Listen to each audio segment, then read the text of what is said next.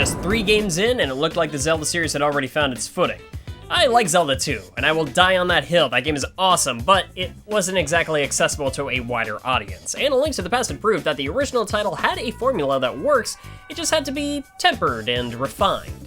In fact, A Link to the Past was such a success that director Takashi Tezuka set out to try to port the game over to the Game Boy, but over time, this project started to shift in a new direction, as Tezuka even instructed the head writer of the game, Kensuke Tanaba, to establish the game as more of a spin-off by taking the adventure away from Hyrule. Zelda, Ganon, the Triforce, none of that. Maybe it was appropriate that the first portable game in the series would see Link so far removed from the place he called home, but it certainly didn't stop there. To make this little game stand out even more though, Tezuka was inspired to make this game feel otherworldly and strange, inspired by none other than the series Twin Peaks, but it's a little hard to explain without getting into spoilers. Well, then maybe we should just go ahead and move into the topic at hand properly.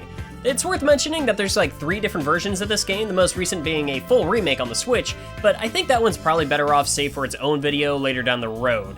The other 2 versions were a lot more similar, but I'm mostly going to be focusing on just one of them. All that out of the way, spoilers ahead. This is The Legend of Zelda Link's Awakening DX.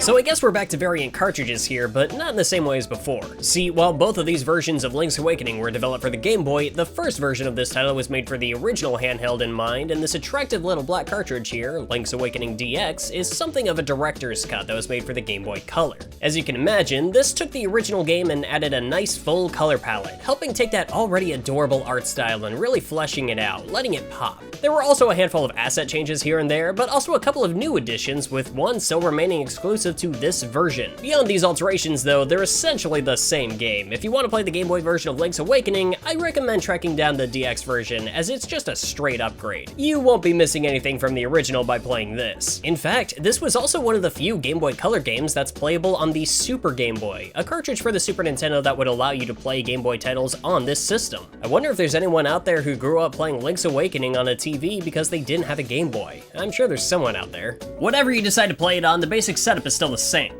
Now, we could get into all the details about where this takes place in the Zelda timeline, but I think that discussion is better served in an actual discussion about Ocarina of Time. We'll get to that later. For now, you could just go ahead and assume that this is the same version of Link from A Link to the Past, caught in the middle of a horrible storm, sailing across the seas on some unknown voyage. What's he doing all the way out there? Well, that's not really explained in the game, unless it's in the manual or something. But otherwise, we've got this. If you have the book called Hyrule Historia, we see that he's trying to make his way back to Hyrule after the events of Oracle of Ages and Seasons. A ship will have to sink another day. What?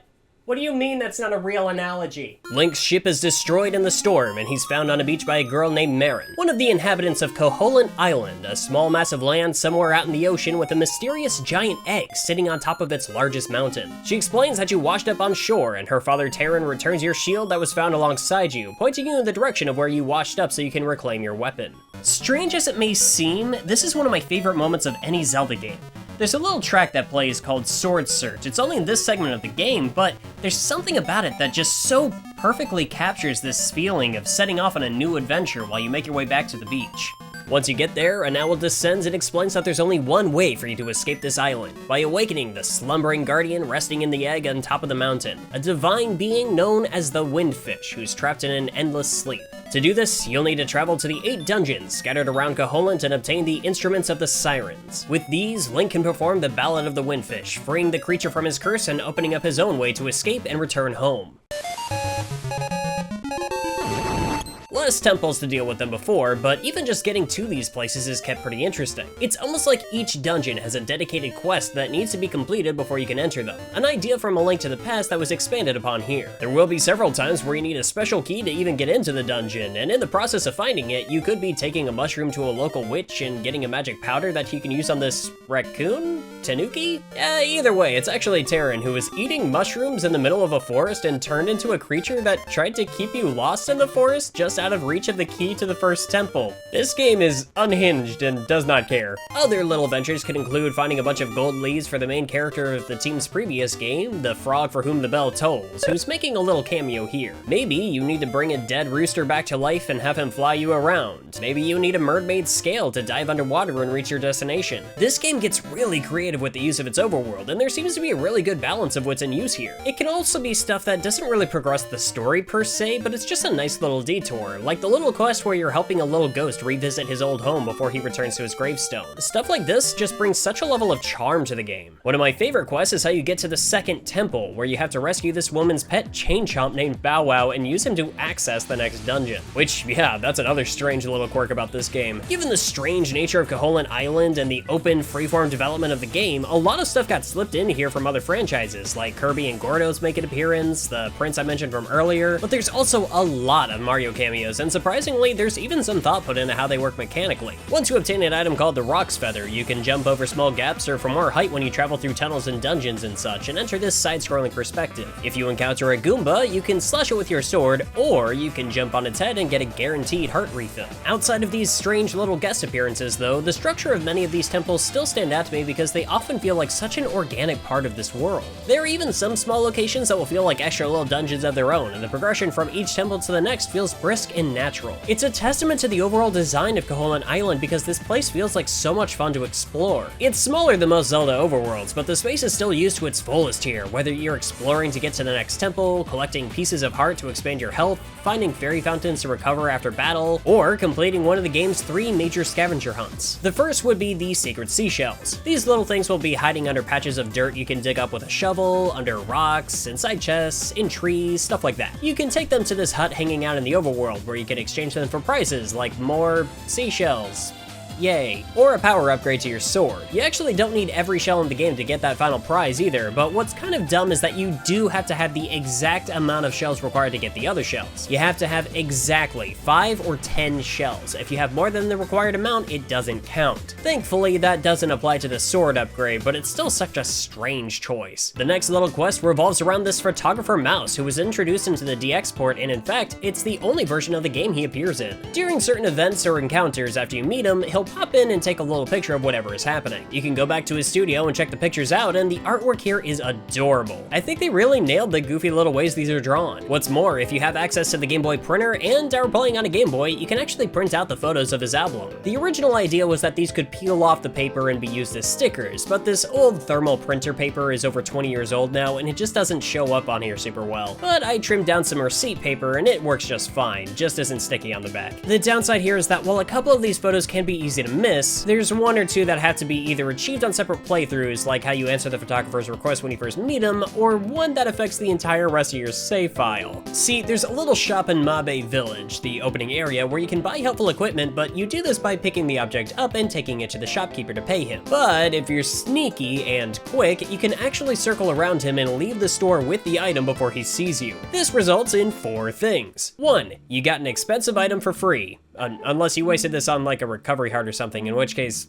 why? 2, upon returning to the store, the shopkeeper will take his due payment from your very life and murder you on the spot. I wonder how this guy would respond to half the people I deal with in retail. 3, the photographer catches you in the act and you get this delightfully silly picture added to your album, serving as proof of your dirty deed. And 4, with photo evidence out there of your misdeed, every character in the game will start referring to you as Thief for the remainder of the game, just to really rub it in. I mean, it's funny, it really is, but it does make trying to complete the album feel a little backhanded. The final quest is different in that it is, at least in part, required to complete the game. This would be the item trading quest, which starts by winning a Yoshi doll in a crane game and giving it to a mother in Mabe Village for her baby. She'll then give you a ribbon, which you can trade for dog food, which you can trade for bananas, which will result in you getting a stick, and it just goes on from there. Eventually, and optionally, you can get back your boomerang by trading it for another item. I know the boomerang doesn't sound like it would do much, but I'm not kidding when I say this is one of the most powerful items in the game. I actually think this is a really cute little quest, and it results in gaining a much deeper understanding of the island and its inhabitants, but I think some of these results might just be a little obtuse and your average player isn't going to be thinking of these right off the bat. For a quirky little side quest, that's not a big deal, but when you have to complete a large part of it to finish the game, stuff like that is a little harder to forgive, but if you're exploring the world to find your way to the next temple anyway, you might not have too much trouble with this. I guess that might do it for the overworld, but inside the temples, I think there's actually a pretty good sense of progression here too. They scale up in difficulty as time goes on, and I actually kind of like the more linear approach to their completion because I feel like it allows the temples to be designed in a more deliberate mindset based on the player's arsenal. As you progress through the game, you'll obviously accumulate a few new items like before. Pegasus boots that let you dash long distances and break through certain barriers, the hookshot makes its return and I'm very thankful, the aforementioned Rock's Feather, the power bracelet to let you lift stuff like boulders and pots, and most of the stuff is going to be found in dungeons, but you can also visit the shop to obtain items like bombs, the bow and arrow, and replenish your health as well. The game will call on you to use these in the overworld and temples in progressively creative ways to solve puzzles and progress, and I think the temples benefit from the ability to be designed with the full moveset of the player in mind. It just gives them more challenges to lay on the player. There is a pretty noticeable caveat that comes with this version of the game though, and that would be the system it's released on. Due to the small amount of buttons on the Game Boy, you only have 2 slots to use items in, and that includes everything in your arsenal, even the sword and shield. Now I like having the shield as something a bit more hands-on. You actually have to go out of your way to use it, so it feels like a more active part of your arsenal. But pausing this game every 5 seconds to switch up my loadout gets incredibly tedious. More complex or interesting dungeon design be damned. It's something that actively hurts otherwise great choices for this game, like combining items like the Pegasus boots and Rock's Feather to jump further distances. It's creative, yes, but it's hampered by the limited control. I'm sure somebody has already thought about mentioning this, but yes, the Switch version does address this, very well in fact, but we're not talking about that version today. I want to discuss how much I can recommend this one. You know what, it also doesn't help that this game completely abuses the use of text boxes. Like during the fight with this genie nightmare who just won't shut up between phases, or worse, bumping into objects where you need an item to get past it. Every time you run into one of these without the right tool equipped, you're greeted with this wasted time and you just have to mash the A button until it goes away. You want to know the real worst thing about the hardware limitations for Link's Awakening?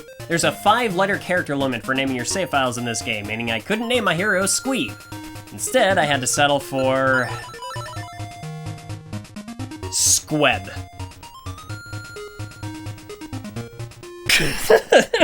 Ignoring all that, I do like these temple layouts. Well, one exception to this is the Color Dungeon, another inclusion made for the DX port that you can find and complete from almost any point in the game. You can explore this to, I guess, take advantage of the palette expanding tech of the Game Boy Color and get a colored tunic that will grant you defense or power. It kind of goes to highlight how sometimes the freeform nature of a Zelda game can kind of hinder the ability to craft a truly memorable or challenging temple because this dungeon is pretty forgettable. Beyond that though, I guess there's not a whole lot more to say about the temples. I guess the only other one that really gets on my nerves is the final dungeon, Turtle Rock. It's just so long, and a good amount of the length isn't from challenge or good design, it's just a really big dungeon, and you have to do a stupid amount of backtracking here. The bosses are pretty cool though. I actually remember quite a few of these pretty fondly. I don't think I'd call any of them particularly difficult. I mean, this one right here,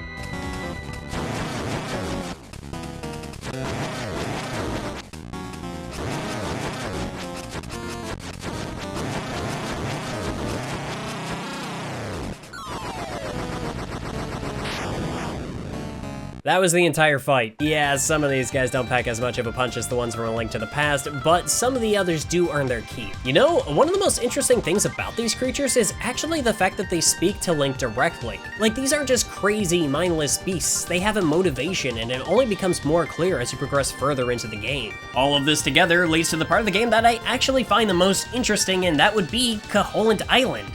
Well, by extension, the people in it as well, but also what the island even is. If you ignored my spoiler warning before, this is your last chance, because the game actually has a pretty interesting twist.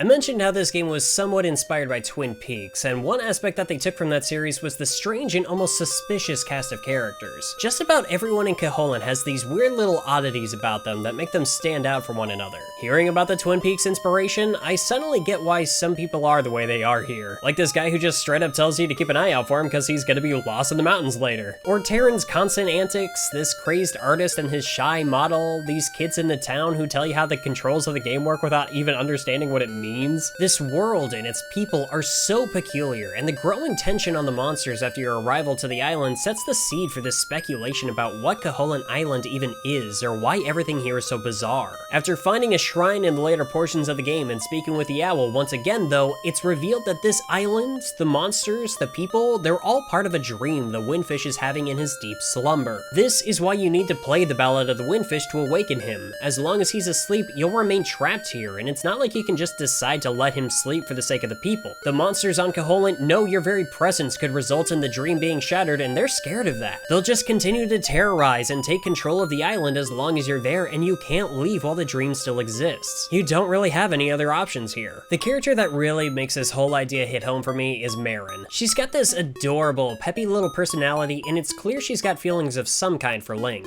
Actually, some of the best photos you can get in the game are found in a section where you take Marin with you as part of a quest, and these are some of the most precious interactions in Link's Awakening. What's more, she seems to have some subconscious understanding of what's going on. She even tries to scale the mountain to awaken the Windfish on her own at one point, and when the time comes that you have everything you need to wrap up this adventure, she acknowledges that the two of you will have to part ways. My thesis statement is that Marin's great. No, I'm not biased because of the red hair, I'm just correct. Getting through the final area can be a little cryptic, but there are some hints that you can learn how to proceed through here by visiting the Mabe library. Just gotta read a book and it'll tell you what to do. Approach the egg with all 8 instruments, play the ballad, and once inside, follow the path laid out by the book and you'll encounter the head nightmare on the island. What I actually kind of love about this fight is how many forms it has. The amount of phases cranks up the tension, and he can really smack you around if you aren't careful. Also notice how some of the forms it takes are enemies that Link had to defeat in his previous adventures before this, even mimicking Ganon himself. It's like Link has to face his own nightmares to free someone else of theirs. With this final foe eliminated, Link can ascend to the Windfish, playing the song one last time as the two awaken together. The island fades away. Your adventure has come to an end. Now, you get to wake up and drown in the ocean. Yup, you're just left here on some driftwood in an endless void of water. Like, get back down here, man, you can fly, right? Come on, I just saved you from a prison of eternal slumber and you can't even give me a lift? Now, if you're really good at the game and you go through the entire playthrough without getting a single game over, you can unlock a secret ending where it looks like Marin was able to make it out into the real world with you, reincarnated as a seagull. It was something she had a sort of fantasy about earlier on in the game. And I didn't do that. This was like the second game in the series I ever picked up as a kid, and even though I've been replaying this for well over a decade, I don't think I've ever actually gotten through the entire game without at least dying once. I am not that hardcore.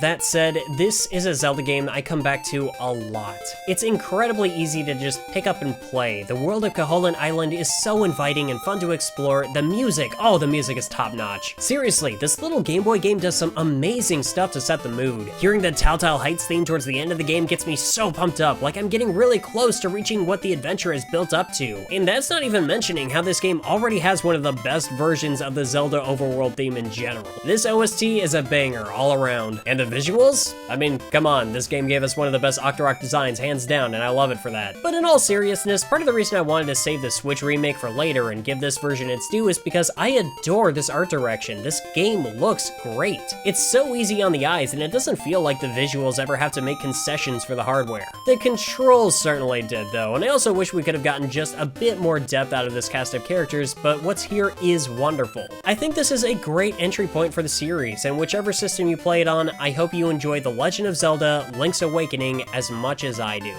I was going to try to tackle Ocarina of Time after wrapping up with this, but it is going to have to wait. It's already that time of year again, and there's something else that requires my attention first. Metroid Month is right around the corner, everybody, and I cannot wait to show you guys what I have planned for this year.